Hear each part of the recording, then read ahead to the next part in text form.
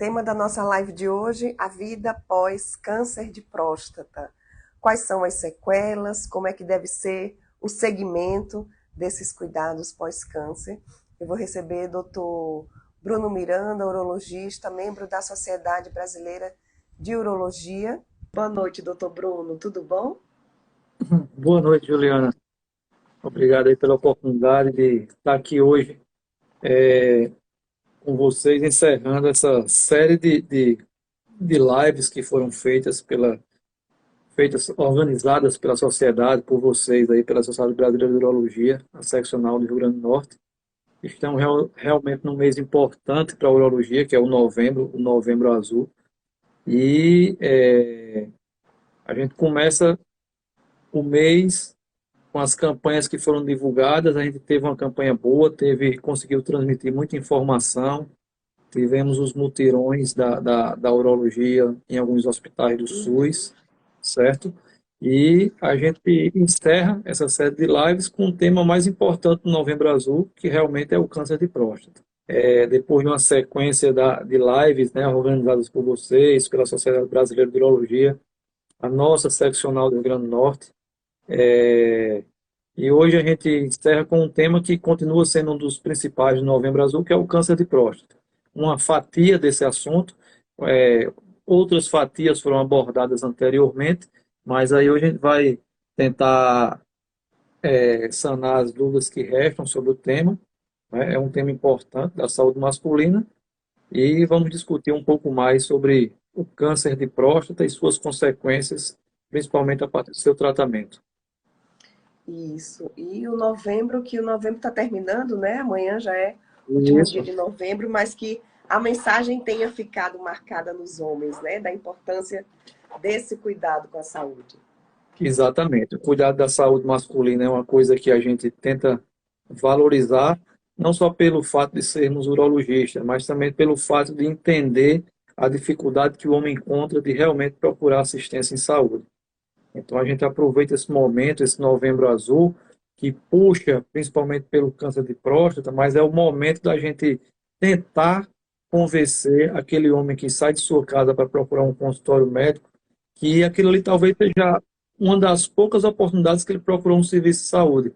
Então, nesse momento que a gente tem que agregar cuidados em saúde do homem, não só olhando para o câncer de próstata, mas também tentar ver, às vezes a gente consegue diagnosticar um diabetes que o paciente nem imaginava que tinha, uma pressão que está descontrolada, certo? Então, assim, a gente tem que aproveitar esse Novembro Azul para atrair os homens para dentro do consultório, porque a gente sabe que o público masculino se consulta bem menos que o público feminino, certo? Para cada duas consultas que o urologista faz com o público masculino, 17 mulheres procuram ginecologia. Então, assim, a discrepância é bem importante. Então, a gente puxa o câncer de próstata porque realmente é um tema importante na saúde do homem, mas a gente não pode perder esse momento, não pode deixar passar essa oportunidade de tentar descobrir doenças prevalentes que trazem comorbidades e que levam, ceifam a vida das pessoas como um todo e principalmente de quem não se cuida. E a partir do momento que você não vai para um consultório e não se cuida, você está mais propenso a ter complicações dessas doenças, não câncer de próstata. Doutor Bruno, o nosso tema hoje é a vida pós-câncer de próstata. Antes da gente chegar Isso. nesse tema, tem alguma estatística com relação à mortalidade do câncer de próstata? Quantos homens que são diagnosticados com a doença morrem? Não têm essa oportunidade de viver esse pós-tratamento. É, o câncer de próstata ele tem dois extremos. A gente faz essas campanhas todas tentando descobrir aquele câncer de próstata inicial. E por que que isso precisa de uma atenção? Porque esse câncer de próstata é o que é o curável inicial, se for diagnosticado de forma inicial, certo? Por outro lado, a gente tem uma taxa de cura de 90%. E aí é a grande questão. Esse câncer que mais se cura é justamente um estágio que ele não vai dar sintoma nenhum. Então, daí a importância da gente se antecipar aos sintomas. Por outro lado, quando o paciente vai procurar um urologista porque já está tendo sintomas referentes ao câncer de próstata, a mortalidade chega a 80%. Então, assim, já é considerado avançado, certo? Na maioria das vezes. Então, assim, você diagnosticar um câncer de próstata num paciente sintomático, principalmente de acordo com certos sintomas, a mortalidade é coisa de 80%. Então, é uma mortalidade importante. Bem alta mesmo. Então, Exatamente. esses Então, homens, a gente deixa de estar 90% de uma taxa de cura e troca por uma mortalidade de 80%, dependendo de cada cenário. Então, é melhor a gente se antecipar, certo? Não procurar esperar os sintomas chegarem até a gente. E sim a gente se antecipar esses sintomas fazendo exames.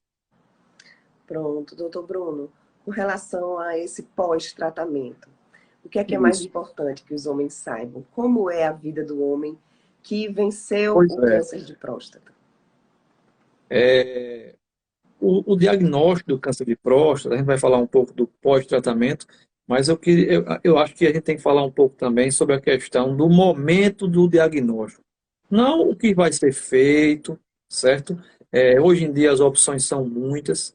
Câncer de próstata, nos últimos 10 anos, é uma doença que surgiu, toda semana vem uma novidade em termos de tratamento de câncer de próstata com relação à medicação. Então, é um assunto bem estudado, tem muita novidade. Mas eu queria começar desde o momento do diagnóstico. O que é que passa na cabeça do paciente quando se senta na frente do médico, que geralmente é um médico que ele confia, porque o urologista a gente tem muito acesso ao paciente. Quando o paciente aceita o profissional como o seu urologista, é um médico que vai fazer exames íntimos, vai talvez lhe dar o pior diagnóstico, talvez a pior situação da sua vida, você compartilhe com aquele profissional. Então, como fica aquela pessoa antes mesmo de definir o tratamento, certo? Então, a gente sabe que tem a literatura que naquele momento do diagnóstico, os indivíduos ficam frustrados realmente, certo? Uhum. Entram alguns entram naquela fase de negação, de culpa, por que que eu que estou tendo essa doença, por que não é fulano, por que não é cicrano, certo? O que é que vai acontecer comigo agora? Minha família vai me abandonar, eu vou perder meu emprego, eu vou ficar muito tempo internado. Então, assim, eu acho que a gente, como urologista, tem esse papel de dar essa triste notícia, certo? Eu sempre digo, olha, a gente agora, pelo menos agora a gente já sabe como combater, certo? Você tinha um Uhum. problema que até agora a gente não sabia o que era e o que estava te atormentando, mas agora a gente já sabe e sabe como tratar. Então a gente já começa a tentar trazer o paciente para o lado da vitória, certo? Para dizer que tem jeito, que vai ser um impacto familiar, vai ser um período de transição difícil, mas que a gente tem que ver o lado bom da coisa. É que a gente começou a conhecer a doença, que a gente tem possibilidade de tratamento e que vamos pensar na cura, certo? Certo. Nessa trajetória, após o diagnóstico, a gente propõe as medidas de tratamento. E tudo no câncer de próstata ela é muito amplo. Hoje em dia, dependendo da idade, das comorbidades, do nível que se encontra o grau de acometimento tumoral, então no câncer de próstata a gente hoje pode fazer desde uma simples observação verdadeira, de não fazer mais nada, apenas observar como que evolui esse câncer de próstata, pode ser um pouco mais ativo, no que a gente chama que os meninos falaram nas outras aulas, sobre a vigilância ativa, que como o próprio nome diz, a gente vai ficar vigiando, vai ficar observando como aquele câncer evolui, podendo, na maioria das vezes, fazer alguns exames complementares, repetir biópsia, repetir ressonância, repetir PSA de acordo com o tempo, certo? Cada serviço, cada local tem um certo protocolo com essa questão da vigilância ativa. É um método que você está lá com o seu diagnóstico, você sabe que tem câncer, mas aquele seu câncer tem características que permite que você não opere, não faça uma radioterapia e que provavelmente tem grande chance dele continuar, como a gente chama, de indolente, sem Sei. passar daquilo ali, certo? Então a gente tem a vigilância ativa. Passando para isso aí, a gente tem ainda outros métodos menos invasivos em relação à cirurgia, como radioterapia, certo? E depois a cirurgia. Na maioria dos casos, quando bem diagnosticada, a cirurgia ainda é o tratamento padrão ouro. Termina sendo ainda o melhor tratamento para o câncer de próstata, certo? E como tudo na vida, a gente sabe que tudo tem um lado bom e um lado ruim. E na mesma hora que a gente tem que dar esse diagnóstico, a gente já tem que falar das possibilidades de tratamento, falando as vantagens e desvantagens de cada um. Como é um tema muito amplo e a cirurgia, na maioria das vezes, é o